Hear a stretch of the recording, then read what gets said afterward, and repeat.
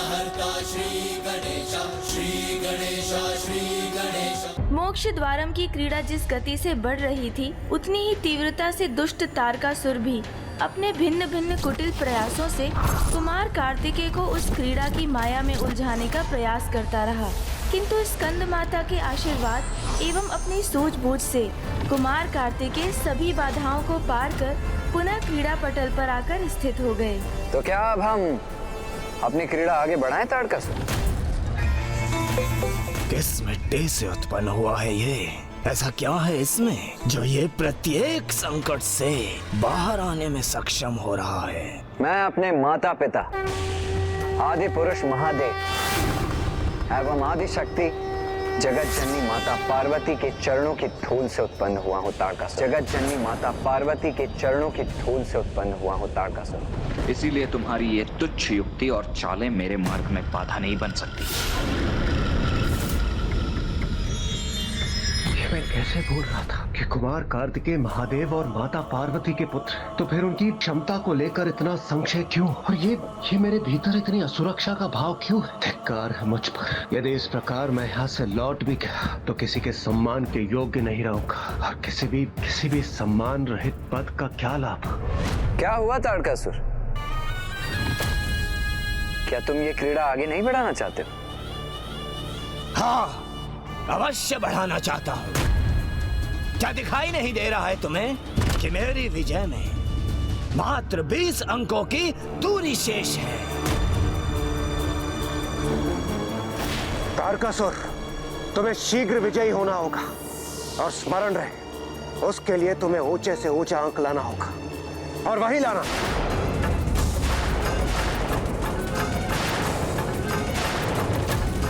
विश्वास नहीं होता। तुम मेरा समर्थन कर रहे हो इंद्रदेव? अवश्य असुर सम्राट।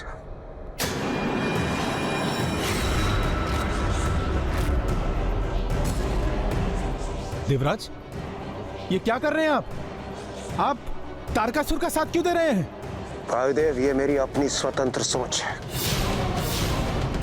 जिसकी विजय की संभावना मुझे स्पष्ट दिखाई देगी, मैं उसी का साथ दूंगा। और यहाँ मुझे महाराज तारकासुर की विजय निश्चित प्रतीत हो रही है।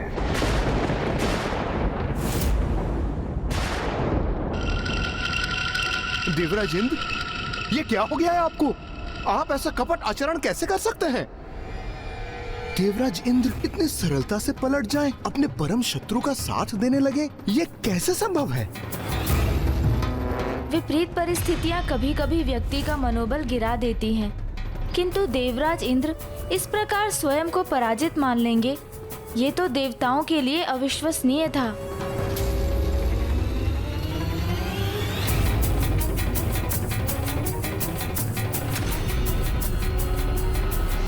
बड़े से बड़ा अंक, बड़ा और बड़ा, तभी तो विजयी होऊंगा मैं, और तभी तो रक्षा होगी मेरी।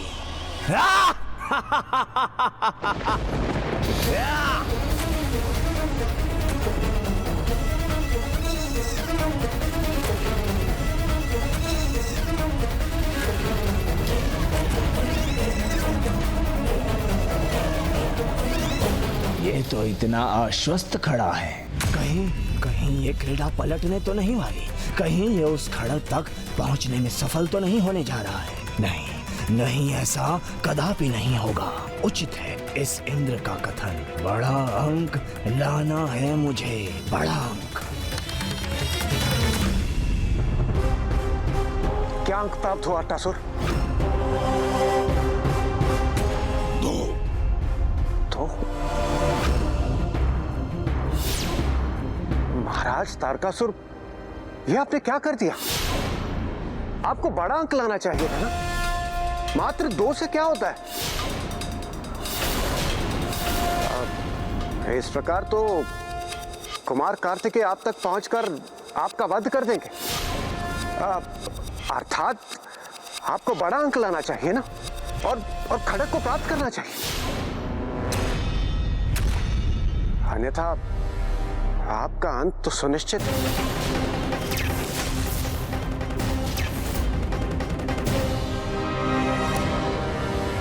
ये देवराज इंद्र इतने कृतज्ञ कैसे होते जा रहे हैं?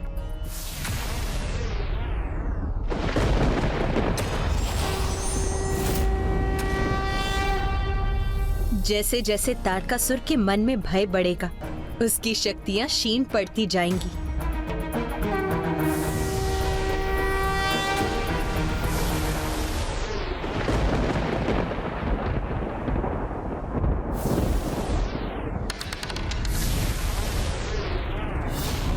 चार,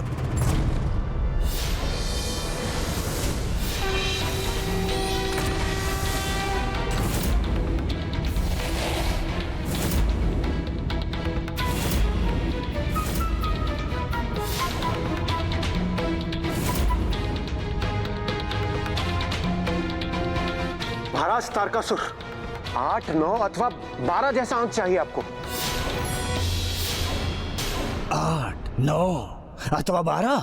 हाँ,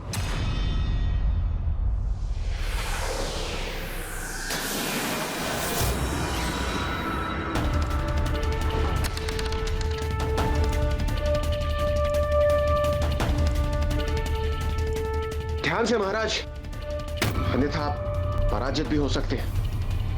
अट्टासुर, बताओ क्या आया? पुनः 2।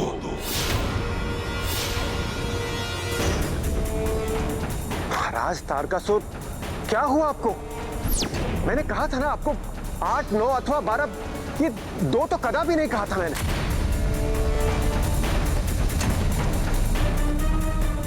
तो अब समझा, ये देवराज की एक युक्ति है तारकासुर को भ्रमित करने की। वायुदेव, ये देवराज इंद्र की एक युक्ति मात्र है तारकासुर का ध्यान भटकाने की। महाराज तारकासुर, क्या आपको ज्ञात नहीं? कुमार कार्तिकेय को माता महामाया से दिव्य सहायता प्राप्त है, तभी तो वो आपके बिछाए जालों को इतनी सरलता से पार कर पाए, जिन्हें आप भी नहीं भेद पाते। और ये ज्ञात होते हुए भी आप इतने निश्चिंत होकर ये क्रीड़ा कैसे कर सकते हैं? क्या आप एक बड़ा अंक भी नहीं ला सकते? बस शांत देवराज इंद्र, मृत्यु होगी तो मेरी होगी, इसमें तुम्हारी क्या हानि है? तारकासुर जी, यदि आप अपना अंत करवाना चाहते हैं तो करवाइए। मैं तो वैसे भी इस वृक्ष के रूप में सदैव यहीं पर उलझा रहूंगा, और वैसे भी अब हम एक समान हैं।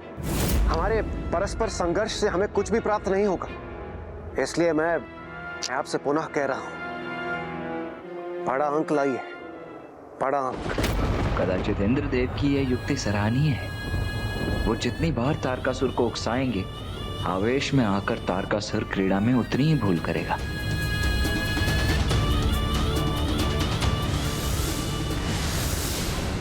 कुमार कार्तिकेय और तारकासुर भले दोनों ही एक ही क्रीड़ा के सहभागी थे, किंतु उद्देश्य दोनों का पूर्णतया भिन्न था। तारकासुर का उद्देश्य जहां मात्र विजयी होना था, वहीं कुमार कार्तिकेय विजयी तो अवश्य होना चाहते थे, किंतु सत्य पथ पर चलकर धर्मानुसार विधि से। महाराज तारकासुर, अब आपको मात्र 4 अंक चाहिए, मात्र 4।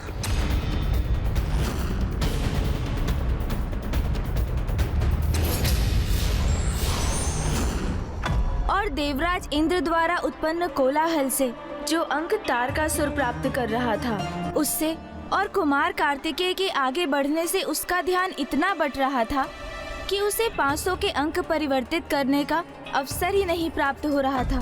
इंद्रदेव की क्रीड़ा का अभी आरंभ ही हुआ था, अब कुमार 85 पर थे तो तारकासुर 96 पर था। यदि अगली चाल में तारकासुर को 4 और अंक प्राप्त होते तो वो विजयी हो जाता, और यदि ऐसा हो जाता तो कुमार कार्तिकेय अपना सब कुछ खो बैठते।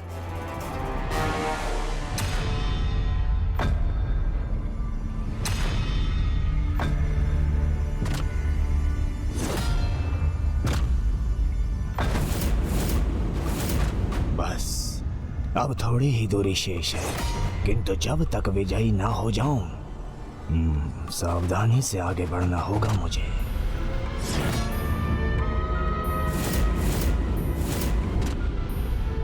जय हो महाराज तारकासुर की जय हो।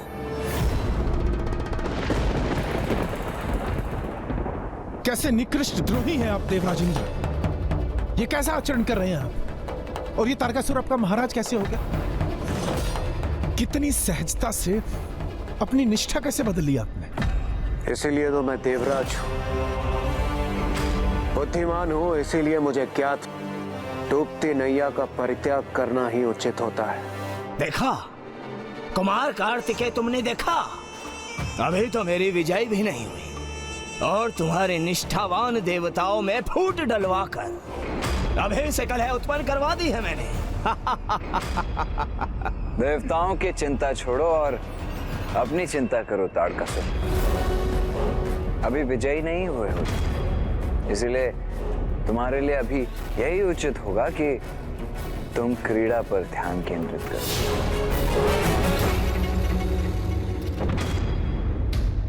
देवराज, आपकी निष्ठा इतनी सरलता से बदल जाएगी और आप इतने द्रोही प्रमाणित होंगे। यदि ये ज्ञात होता हमें तो आपको उसी अंधेरे तहखाने में छोड़ाते हम।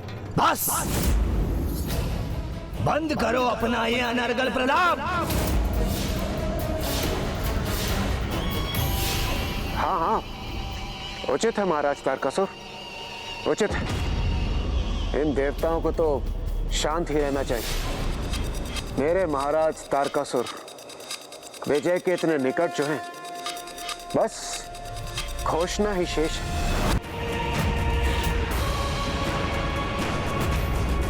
महाराज, आपको विजय के इतने निकट देख मुझसे रहा नहीं गया। मैं भी आपको नैतिक समर्थन देने के लिए प्रस्तुत हूँ महाराज। उचित है, वहीं रहो तुम अभी और मैं अपनी चाल चलता हूँ। मुझे 4 अंक चाहिए।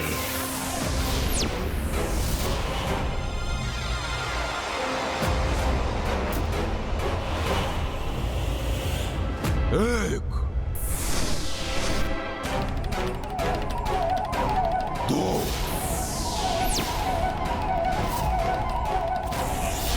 3।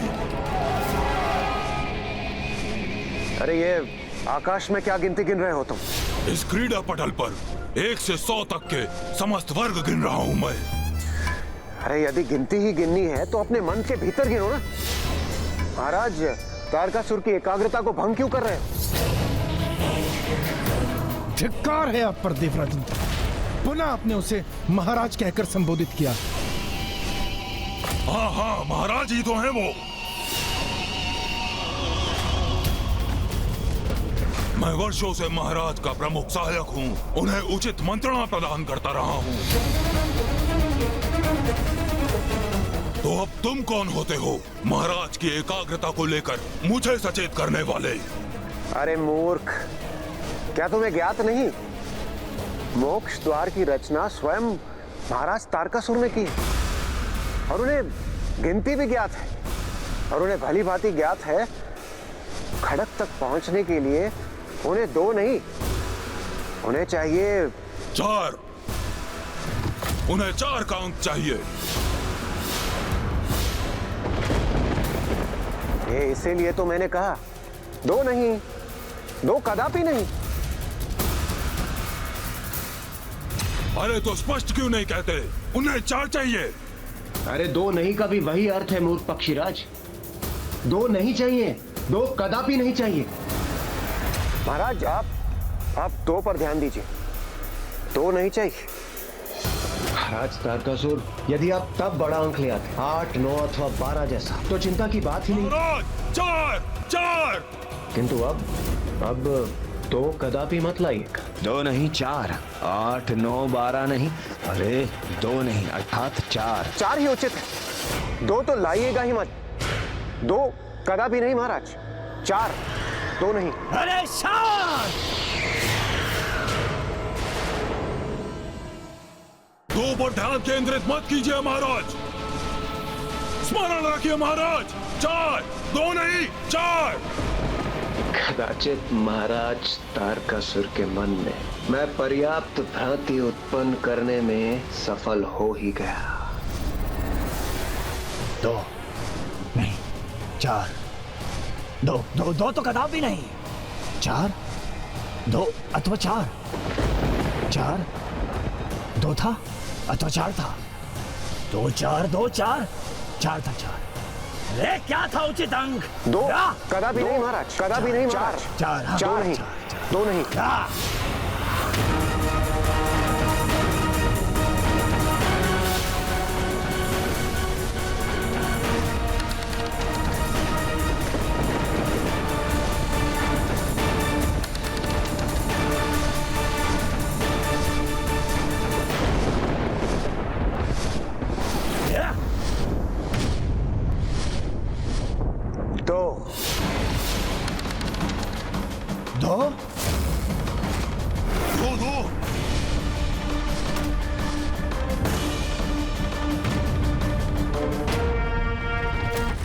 मेरा कार्य संपन्न हुआ। आपकी युक्ति सफल हुई देवराज।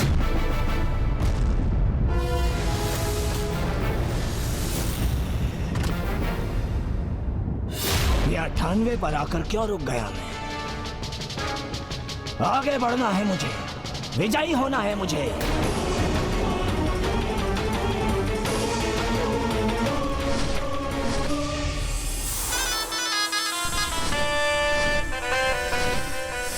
ये कैसी फुफकार है?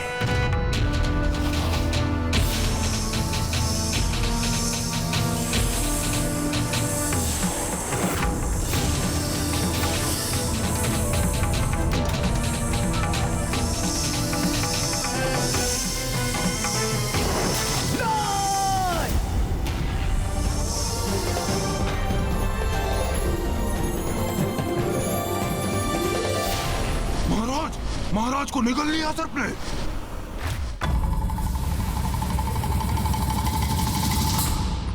कुमार कार्तिकेय, मुझे ज्ञात नहीं मैं यहां से सुरक्षित बाहर निकल पाऊंगा अथवा नहीं, किंतु मैं अपने दुर्व्यवहार के लिए आपसे क्षमा याचना करना चाहता हूं। मेरा विश्वास कीजिए, मेरी निष्ठा आपके प्रति सदैव थी, किंतु मैं तारकासुर को भ्रांत करने के लिए किया था आपने, मुझे ज्ञात है इंद्रदेव। देवराज, इससे पूर्व कि हमें ज्ञात होता आप एक रणनीति के अनुसार ऐसा कर रहे हैं। हम आपको बहुत कुछ भला बुरा बोल चुके थे, उसके लिए हम आपसे क्षमा मांगते हैं। वायुदेव, कुबेरदेव, क्षमा याचना की कोई आवश्यकता ही नहीं। इस यात्रा के आरंभ में मैं अपनी नकारात्मकता से प्रभावित था, इसलिए मेरे इस व्यवहार के कारण ही आपने मुझसे वो सब कुछ कहा।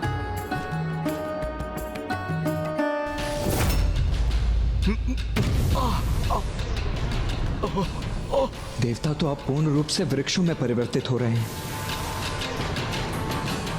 देवताओं की रक्षा हेतु मुझे शीघ्र अति शीघ्र इस क्रीड़ा को समाप्त करना होगा। हाँ कुमार कार्तिकेय, अब विलंब मत कीजिए। अब आपको कोई नहीं रोक सकता, यही उचित अवसर है।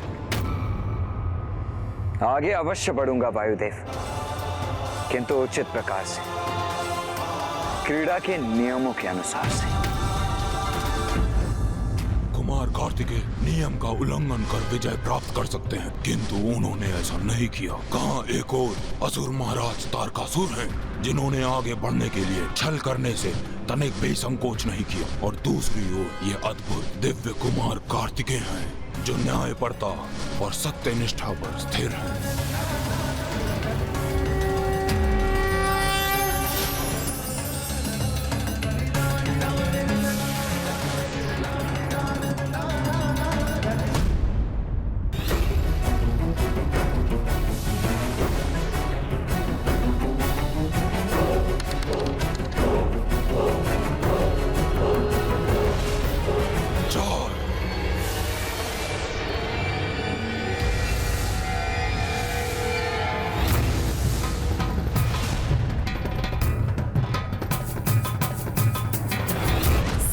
एकाग्रता और सत्यनिष्ठा से क्रीड़ा को अंत करने के प्रति समर्पित कुमार कार्तिकेय ने अद्भुत न्यायप्रियता का परिचय दिया। माता सरला, यही तो महादेव पुत्र कुमार कार्तिकेय की महानता है। कुमार कार्तिकेय अपनी चाल चलकर 4 स्थान और आगे बढ़ गए, किंतु अब तो उन्हें तारकासुर के उस सर्प की पूंछ से लुढ़कने की प्रतीक्षा करनी थी, क्योंकि अब तारकासुर को पासे फेंकने थे। उसके उपरांत ही कुमार कार्तिकेय क्रीड़ा के नियमों के अनुसार अपनी चाल चलने वाले थे। किंतु सर्प ने तारकासुर को निगलकर कहाँ पहुँचा दिया था। छल, असत्य और धूर्तता से कभी कोई लाभ नहीं होता, और अब वो समय आ चुका था जब तारकासुर को शीघ्र ही वास्तविकता ज्ञात होने वाली थी, क्योंकि अब वो स्वयं के बनाए जाल में फंस चुका था। खोलो, अपना मुख खोलो, बाहर जाने दो मुझे। इस क्रीड़ा की रचना मैंने ही की है, और तुम मुझे ही निगल रहे हो। मैं कहता हूँ दुष्ट, अपना मुख खोलो। तुम ऐसे नहीं मानोगे। मैं ऐसा विस्फोट करूंगा कि स्वतः ही तुम्हारा मुख खुल जाएगा।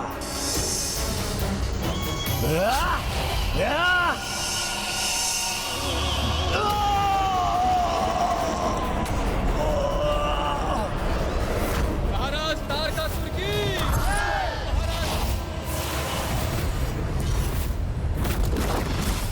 अब तारकासुर का भीतरी विकार और पाप उसके सम्मुख थे, जिससे उसका सामना होने वाला था। कुमार कार्तिकेय के लिए भी यही चुनौती थी, किंतु समस्या ये थी कि जब तक तारकासुर क्रीड़ा पटल पर नहीं लौटता, क्रीड़ा आगे नहीं बढ़ सकती थी। वहीं दूसरी ओर देवताओं के समक्ष भी अब समय कम ही शेष रह गया था, क्योंकि वो भी अब लगभग पूर्ण वृक्ष के रूप में परिवर्तित होने ही वाले थे। इसीलिए ये देवताओं के लिए एक संकट की घड़ी थी। मोक्ष द्वारम क्रीड़ा में प्राप्त हुए अंक के अनुसार ही तारकासुर विकराल सर्प के मुख में समा चुका था, किंतु अब वो क्रीड़ा पटल पर पुनः तभी लौट पाता जब वो उन पाप एवं विकारों पर विजय पाता। तारकासुर, तुम्हारे मद का स्वरूप हूँ मैं तारकासुर। अरे मैं कह रहा हूँ, हाँ, तुम्हारे जैसा कोई नहीं, इसलिए तुम्हारे प्रतिरूप के तुम्हें आहत कर अपना वर्चस्व स्थापित करने के प्रयास के पूर्व ही उसका वध कर दो। अरे महाशक्तिशाली हो तुम, बलशाली हो। जाओ तारकासुर, विलंब न करो, वध कर दो इसका।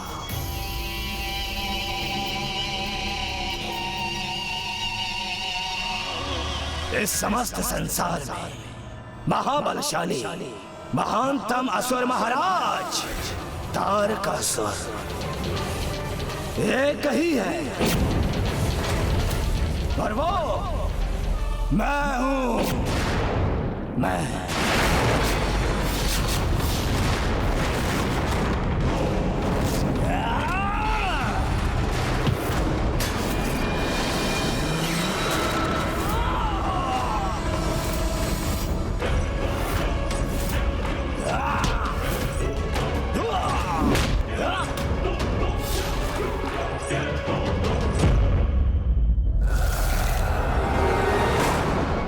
समक्ष टिकोगे तुम? हाँ, टिकूंगा और आहत भी करूंगा तुम्हें। अब कुमार कार्तिकेय के समान सर्वप्रथम तारकासुर के मद ने उसे प्रभावित कर उसमें मत्सर को भी उत्पन्न किया, किंतु जहाँ कुमार कार्तिकेय उन विकारों पर विजय प्राप्त करने में सफल रहे, वहीं तारकासुर इसमें असफल रहा, क्योंकि उसके दंभ की तो कोई सीमा नहीं थी और ईर्ष्या अत्यंत विषैली थी। इसलिए कुमार कार्तिकेय के विपरीत वो दुष्ट दोनों के ही जाल में उलझा। किंतु क्रीड़ा नियमानुसार आगे बढ़े, इसलिए कुमार कार्तिकेय उसकी प्रतीक्षा कर रहे थे। और जैसे ही तारकासुर उस सर्प के उदर में और नीचे उतरा, वो एक ऐसे स्थान पर पहुंच गया जहां उसका सामना तीसरे आंतरिक विकार क्रोध से हुआ। असुर राज तारकासुर, महानतम तारकासुर, यही कहकर संबोधित करते हो ना स्वयं को तुम? तो क्या हुआ, धरी की धरी रह गई तुम्हारी महानता? मुझे बालक कहकर पुकारते हो ना तुम? तो देखो क्या किया इस बालक ने, तुम्हें तुम्हारी ही क्रीड़ा में पराजित कर दिया। क्रीड़ा करने का बहुत चाव है ना तुम्हें, तो आओ, अब मैं तुम्हारे साथ एक क्रीड़ा करूंगा। अरे ये कहाँ दृश्य हो गया?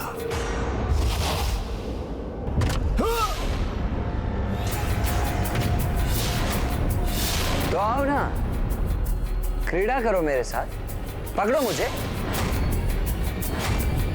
इतना दुस्साहस तुम्हारा, इसका उचित दंड दूंगा मैं तुम्हें।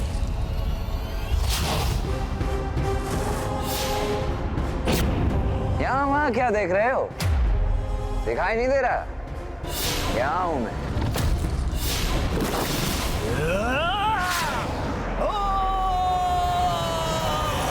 तारकासुर के भीतर कुमार कार्तिकेय के प्रति क्रोध का ज्वालामुखी फूट चुका था, जिस क्रोध पर अपना नियंत्रण ही नहीं प्राप्त कर सका वो, और किसी भी प्रकार कुमार कार्तिकेय पर कपट वार कर युद्ध भूमि में धर्मानुसार नहीं अथवा अधार्मिक उपाय से आहत करना चाहता था वो उन्हें। इसलिए वो पुनः असफल हुआ और अब उसके अगले आंतरिक शत्रु अर्थात लोभ और काम का सामना करने के लिए प्रस्तुत होना था।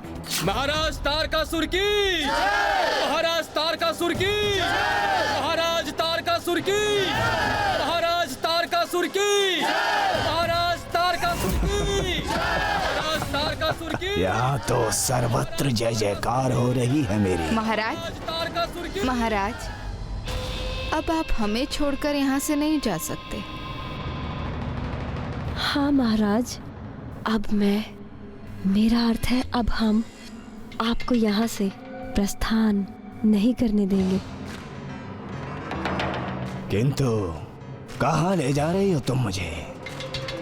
महाराज, ये कैसा प्रश्न पूछ रहे हैं आप?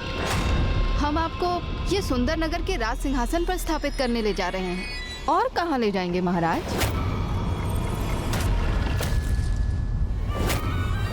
अति उत्तम।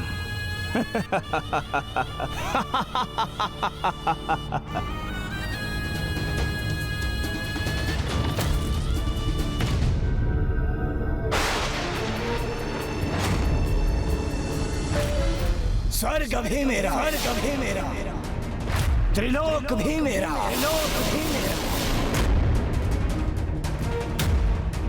और सुंदर नगर भी मेरा, और सुंदर नगर भी मेरा, और सुंदर नगर की ये सर्वाधिक सुंदरियां ये भी मेरी।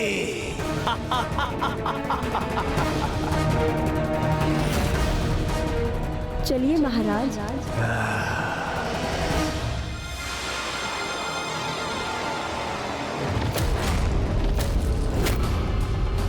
ये क्या? अरे ये सिंहासन नीचे क्यों धंसता जा रहा है? और इस प्रकार तारकासुर सुंदर नगर में काम और लोभ के माया जाल में उलझकर इस परीक्षा में विफल हुआ। ब्राह्मण देवता तारकासुर तो स्वयं ही उस क्रीड़ा का जनक भी था ना, इसलिए उसे अवश्य ही उन सब से बचने का उपाय भी ज्ञात होगा। हाँ माता, अवश्य ज्ञात था, और वो उन बाधाओं से निकला भी, किंतु सरलता से नहीं, क्योंकि तारकासुर स्वयं एक ऐसा असुर था जिसमें विकार होना तो स्वाभाविक ही था। इसीलिए उन विकारों पर विजय पाना उसके लिए अत्यंत जटिल रहा।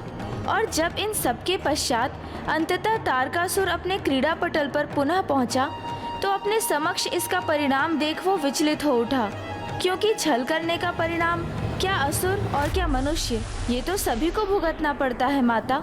और तारकासुर भी इससे अछूता नहीं था। वो क्रीड़ा के आरंभ अर्थात दूसरे अंक के स्थान पर पहुंच गया।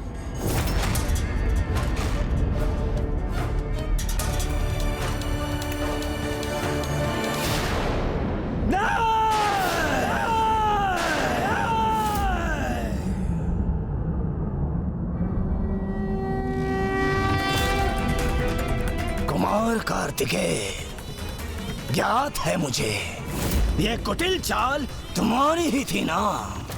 नहीं तारकासुर, मैंने तुम्हारे साथ कोई कपट क्रीड़ा नहीं की। मैंने तो बस मोक्ष द्वारम की क्रीड़ा की है। दुस्साहस किया है तुमने, मेरे साथ कुटिल को चक्री क्रीड़ा करने का दुस्साहस किया है तुमने। अब तुम प्रतीक्षा करो, मैं अभी पुनः एक पल में 2 तक पहुंच जाऊंगा।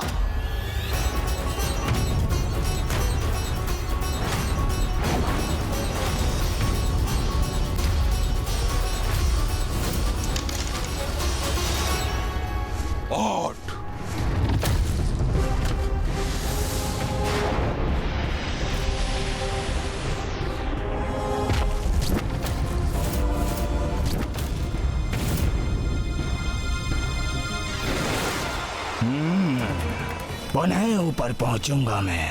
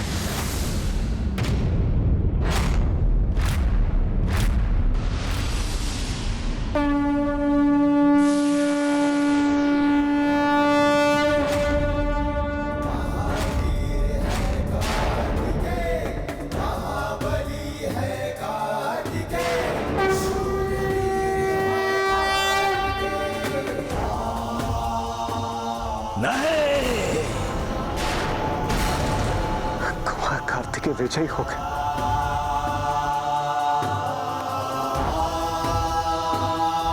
धन्यवाद माता।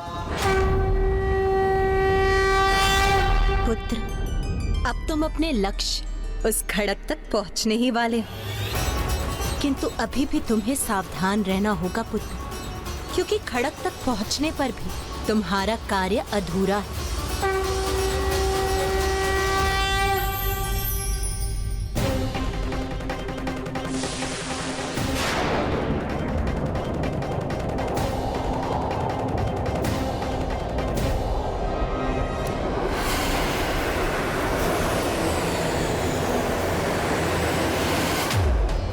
जैसे ही कुमार कार्तिकेय क्रीड़ा के अंतिम वर्ग पर पहुंचे तो उनके लिए मोक्ष द्वारम के द्वार खुल गए थे।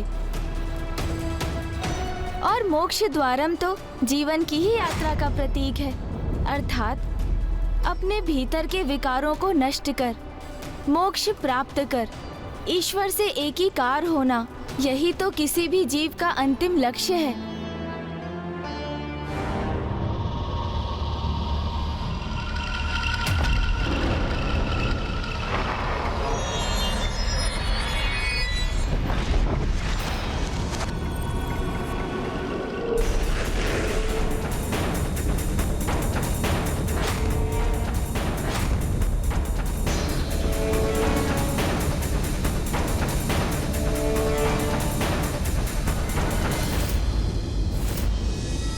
ये कैसी अंधकारी राजसभा है?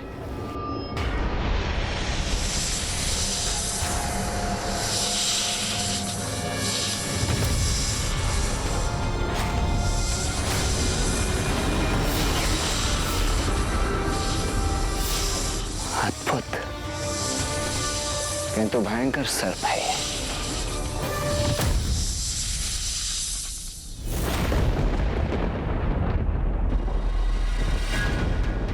क्या सोचा था तुम सभी ने? कुमार कार्तिकेय वहां पहुंचेगा और मेरी खड़ग उसकी प्रतीक्षा कर रही होगी कि वो वहां पहुंचे और बड़ी सरलता से उसे प्राप्त कर ले। इतना सरल जाल नहीं बिछाया है मैंने।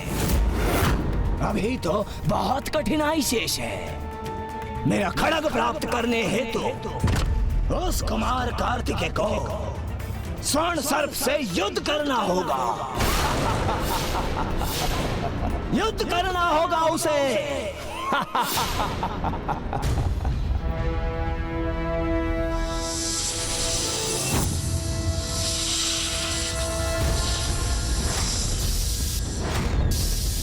इस सर्प का सामना अनिवार्य है।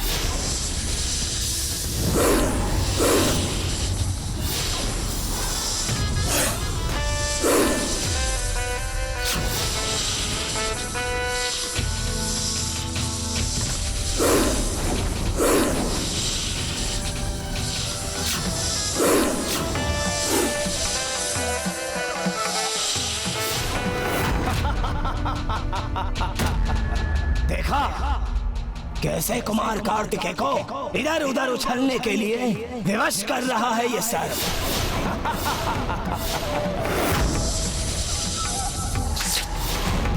क्या हुआ कुमार कार्तिकेय, अभी भी परिश्रम करने पर विवश हो रहे हो तुम? हाँ, इस सर्प का अंत करने के लिए मुझे अपनी बुद्धि का प्रयोग करना होगा। ध्यान से देखना होगा इसे। पुत्र, जिसमें मेरी समस्त शक्ति समाहित है, मेरी शक्ति का प्रतीक मेरा दंड सदा तुम्हारे साथ रहेगा, और इस प्रकार मैं भी सदा तुम्हारे साथ बनी रहूंगी।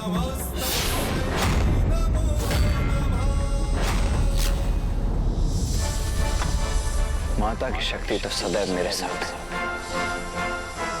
उसी का प्रयोग करूंगा मैं।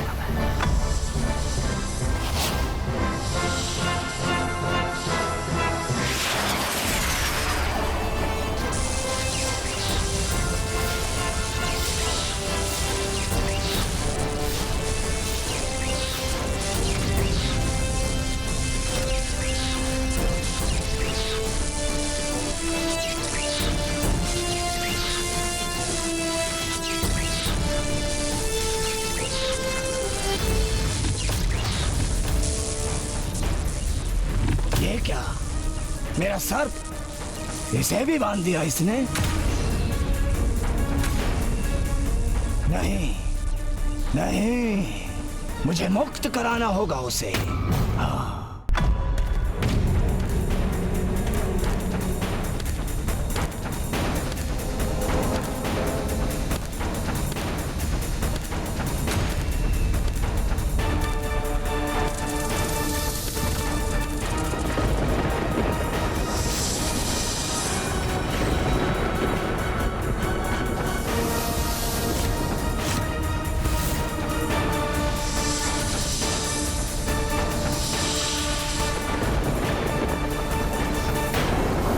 मुझसे तुम मुक्त नहीं हो सकोगे।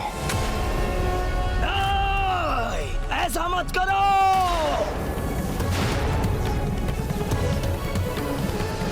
यदि इस सर्प की रक्षा हेतु तारकासुर इधर बढ़ रहा है, तो इसका अर्थ है वो खड्ग इसी सर्प में स्थित है।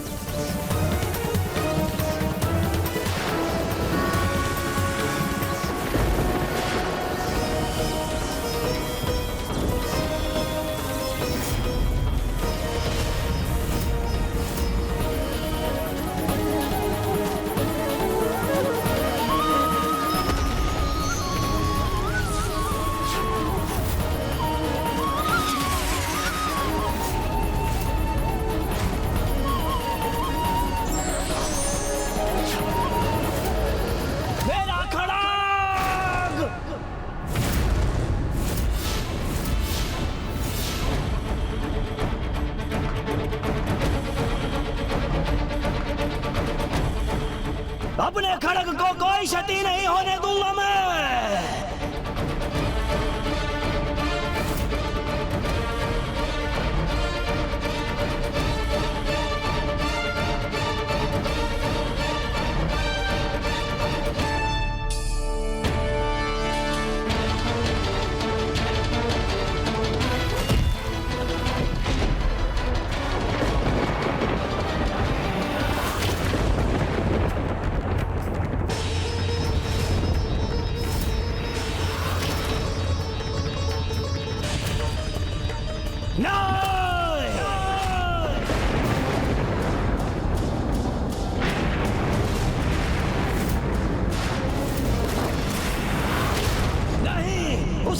नष्ट करो, उसमें मेरे प्राण हैं। नहीं, तुम्हारी क्रीड़ा में विजयी होकर मैंने इस खड़ग को प्राप्त किया है, तो अब इसे 2 भागों में विभक्त कर नष्ट तो अवश्य करूंगा, नष्ट तो अवश्य करूंगा।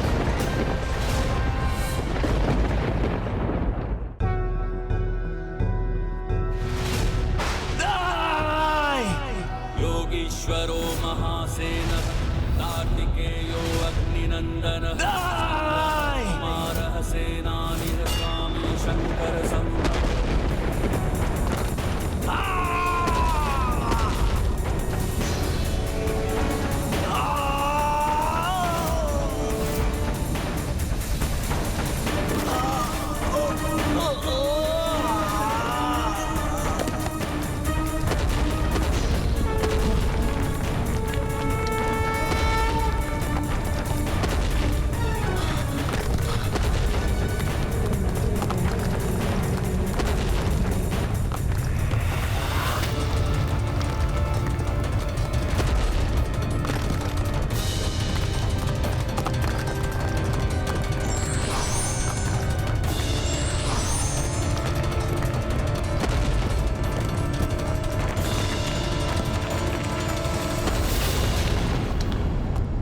ये कैसा विस्फोट हुआ वहां? और कुमार कार्तिकेय और तीनों देवता कहाँ हैं?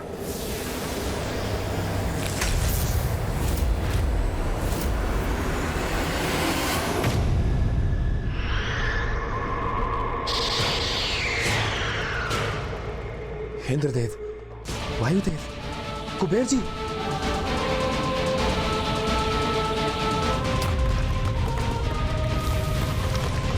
मेरा सुंदर मायावी भवन नष्ट हो गया।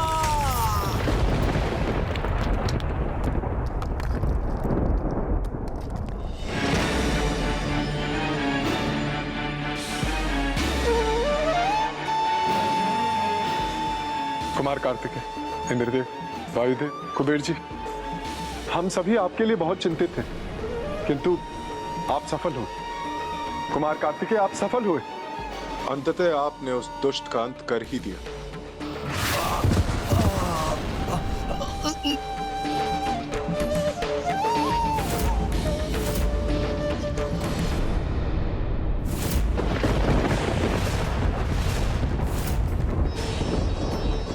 तारकासुर, ये अभी भी जीवित है।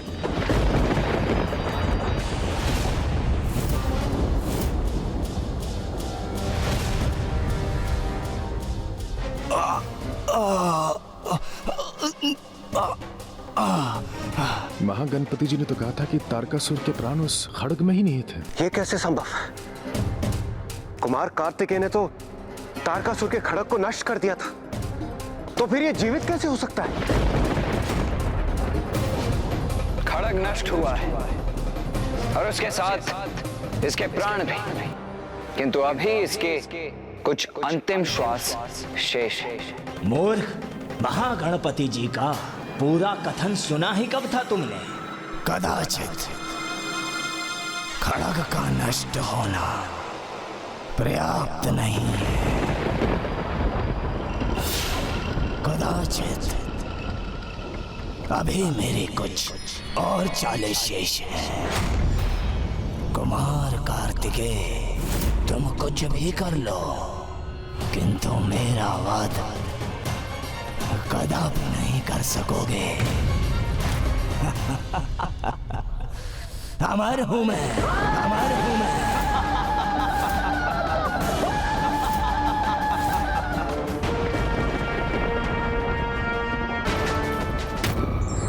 दुष्ट और पापी अपनी दुष्टता नहीं छोड़ते, किंतु सद्मार्ग पर चलने वाले बिना विचलित हुए निरंतर आगे बढ़ते रहते हैं। धार्मिक वीडियो सबसे पहले देखने के लिए हमारे चैनल को सब्सक्राइब करें और बेल आइकन दबाएं।